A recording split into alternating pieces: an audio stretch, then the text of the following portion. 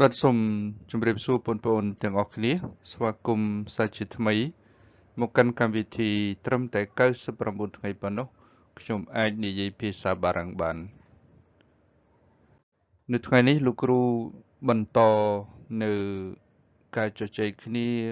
រឿងអនាគតកាលទាំងពីរបាទនៅពេលដែលយើងនិយាយអំពី futur proche ហើយនិង futur simple បាទមានប្អូនមួយចំនួននៅតែមន្ទិលអត់ដឹងដាក់អាណាមុនអាណាក្រោយអញ្ចឹងណាបាទ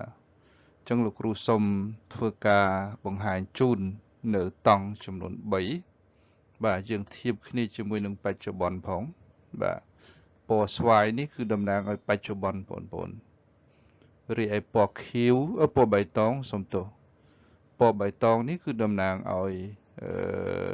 futur proche បាទន័យថាអនាគតដែលនៅជិតនឹងបច្ចុប្បន្នរីឯពណ៌ក្រហមគឺតំណាងឲ្យ futur simple បាទន័យថាវានៅឆ្ងាយបាទវានៅឆ្ងាយបាទលោកគ្រូសូមជូននៅឃ្លាចំនួន3ហើយលោកគ្រូយក expression verb បាទ avoir បាទទម្រង់កិរិយាសព្ទ il y a បាទ il y a បើសិនជាយើងបកជាភាសាខ្មែរយើងបាទន័យថាមានបាទនៅបច្ចុប្បន្នកាលយើងប្រើ il y a il y a បាទបងប្អូនឃើញទេទម្រង់ il y a យើងធ្វើការភ្ជាប់បងប្អូន il y a បាទ il y a អាហ្នឹងគឺបច្ចុប្បន្នកាលបាទបច្ចុប្បន្នកាលបាទបកប្រែថាម៉េច il y a du soleil បាទន័យថាថ្ងៃហ្នឹងគឺមានថ្ងៃរះថ្ងៃហ្នឹងគឺយើងអាចទៅលេងសមុទ្របានវាក្តៅចេះមួយចេះពីរណាបាទពាក្យថា il y a du soleil នេះគឺបញ្ជាក់ថាថ្ងៃហ្នឹងអាកាសធាតុល្អមានថ្ងៃរះបាទយើងអាចទៅលេងសមុទ្រយើងអាចទៅលេងឆ្នេរបាទលក្ខនឹងលក្ខអញ្ចឹងពាក្យថា il y a du soleil នេះគឺមានព្រះអាទិត្យបាទពីព្រោះនៅស្រុកគេពេលខ្លះពិបាកនឹងរកថ្ងៃបាទពីព្រោះនៅស្រុកគេបងច្រើនជាប្រទេសត្រជាក់អញ្ចឹងកម្រមានថ្ងៃដែលគេអាចនៅដូចយើងនៅអាស៊ីណាបាទដើរលេងតាមមាត់សមុទ្រតាមអីចឹងទៅបាទនៅប្រទេសគេពេលខ្លះកម្រណាស់កម្រមានគេថាអាកាសធាតុអំណោយផលដូចក្នុងប្រទេសយើងបាទនេះគឺជាទម្រង់អ៊ីលីយ៉ាបាទលេខ1ទេបងបាទលេខ1នេះបាទយើងឃើញលេខ1បាទទម្រង់អ៊ីលីយ៉ាបាទរីឯលេខ2 il va avoir du soleil demain បាទលេខ2គឺ il va avoir du soleil demain មានន័យថាបាទវានឹងមានព្រះអាទិត្យនៅថ្ងៃស្អែកបើយើងធៀបទៅថ្ងៃស្អែកវាមិនយូរទេវានៅតែជាអនាគតកាលជិតបច្ចុប្បន្នដដែលអញ្ចឹងគឺយើងប្រើទម្រង់ il va avoir បាទគឺតង់ futur proche បាទបងប្អូនបានឃើញមកពីមុនហើយ futur proche ដែលយើងបានឃើញកន្លងមករូបមន្តរបស់វាគឺយើងយក présent របស់ verb aller បូកជាមួយនឹង infinitive អញ្ចឹងយើង présent របស់ verb aller គឺ il va avoir គឺជា infinitive il va avoir du soleil demain នឹងមានព្រះអាទិត្យហើយនៅថ្ងៃស្អែកកុំបារម្ភអីឈប់ត្រជាក់ទៀតហើយបាទ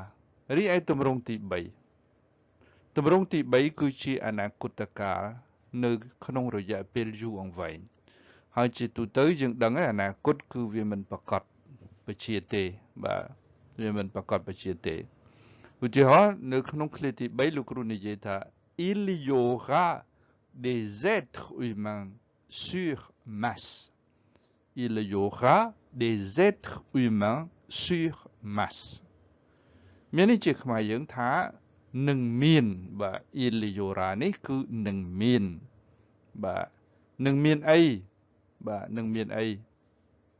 បាទបងប្អូនដឹងហើយនឹងមានអីគេបាទនឹងមានមនុស្សនៅលើភពព្រះអង្គានាពេលអនាគតបាទយើងពុំដឹងជាប្រមាណឆ្នាំយើងពុំដឹងជាប្រមាណសតវត្សតទៅមុខយើងអត់ដឹងទេ បាទនេះគ្រាន់តែជាការស្រមៃរបស់យើងបាទ il y aura des êtres humains sur Mars បាទចុះហេតុអីបានយើងមិនប្រើទម្រង់ il y a បាទតែកាលណាប្រើទម្រង់ il y a បានន័យថាមានណាបាទពេលដែលយើងនិយាយហ្នឹងគឺវាមាន il va avoir បាទបានន័យថានៅចិត្ត présent ហ្នឹងបាទយើងប្រើអត់បានទេអញ្ចឹងមានជំរើសតែមួយទេគឺ il y aura des êtres humains sur Mars បាទអញ្ចឹងលោកគ្រូសង្ឃឹមថាបងប្អូនអាចបែងចែកអំពីភាពខុសគ្នារវាងតង់ទាំង3ដែលលោកគ្រូបានបង្ហាញជូននេះបាទសូមអរគុណបងប្អូនណាបាទហើយយើងនឹងជួបគ្នានៅវីដេអូក្រោយទៀតបាទដើម្បីបន្តការងារតទៅទៀតបាទលោកគ្រូគ្រាន់តែសូមបងប្អូនធ្វើការ Subscribe និងចុចកណ្ដឹងបាទដើម្បីទទួលបាននៅវីដេអូថ្មីទៀតដែលលោកគ្រូនឹងបង្កើតជូនដើម្បីជួយបងប្អូនទាំងអស់គ្នា